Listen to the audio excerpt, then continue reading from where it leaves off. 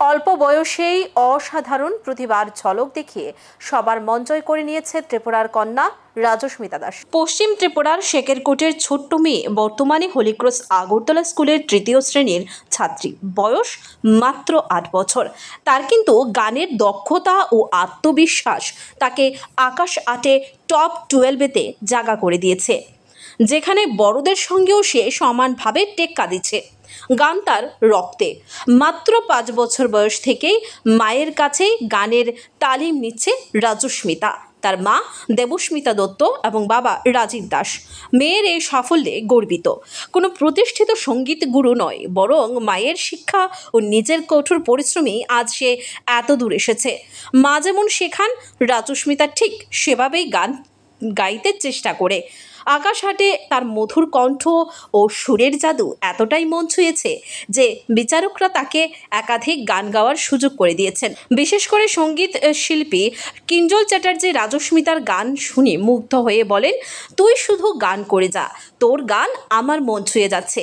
রাজস্মিতার সঙ্গীতের প্রতি ভালোবাসার আরেকটি মজার ঘটনা হলো, যখন শ্রেয়া ঘোষাল ত্রিপুরা এসেছিলেন, তখন ছোট্ট রাজস্মিতা চেয়ারের উপর দাঁড়িয়ে তাকে দেখেছিল। এই গল্প শুনে কিঞ্জল চ্যাটার্জি মজা করে বলেছিলেন, তোর গান শুনতে হলে আমিও 5টা চেয়ারে দাঁড়িয়ে শুনবো। ত্রিপুরার গর্ব রাজস্মিতা শুধুমাত্র প্রতিযোগিতার মঞ্চেই নয়, বরং সঙ্গীত প্রেমীদের মনেও জায়গা করে নিয়েছে। তার সাফল্যে শুধু তার পরিবার নয়, গ্রামের সকলেই আনন্দিত। ভবিষ্যতে সে আরও উচ্চতায় পৌঁছবে, এটাই সবার প্রত্যাশা। অ্যাকচুয়ালি ও যখন একদম ছোট, যখন জাস্ট 7 মান্থ, তখন ও আমি একটু গান করছিলাম, বসন্ত এসে গেছে, তখন ও এত স্মাইল করছে। পরের দিন আবার এই গানটা করলাম, তখন স্মাইল করছে। তখন ভাবলাম গান কি এতই ভালোবাসো, তখন আমি গান চালিয়ে রাখতাম। তো ডে বাই ডে যখন 2 বছর হলো, তখন দেখলাম যে ও খুব ভালো, মানে একটু একটু গুনগুন করে গানে, ছোট ছোট গান, কি এত মানে কথা ভালো করে বলতে পারে না, কিন্তু গান সুরটা যখন করে ভালো। তারপর আস্তে আস্তে যখন 4 বছর হলো, আমি ওকে একটু একটু করে গান শিখাই, দেখি ভালো, গানেও খুব ইন্টারেস্ট এবং এত সুরে গায়। ভাবলাম সত্যি হয়তো বা ওর মধ্যে সেই আশীর্বাদটা আছে সরস্বতী মার। তারপরে আমি আস্তে আস্তে আমার মধ্যে যতটুকুই আছে, গানের যতটুকুই আছে, গুণ আছে, সেটা আমি ওর মধ্যে দিতে আস্তে আস্তে শুরু করলাম। 5 বছর, 6 বছর, 7 বছর যখন হলো, তখন ভাবলাম যে ও তো অনেকটাই গান করতে পারছে, শিখতে পারছে বা বুঝতে পারছে। আর কিছু কিছু বাড়িঘরে যখন গান করতো, সবাই বলতো যে না, ও পারবে। তখন আমরা যা ঠিক আছে, আমরা বাইরের কোনো প্ল্যাটফর্মে ওকে নিয়ে সবার সামনে একটু রিপ্রেজেন্ট করার চেষ্টা করি।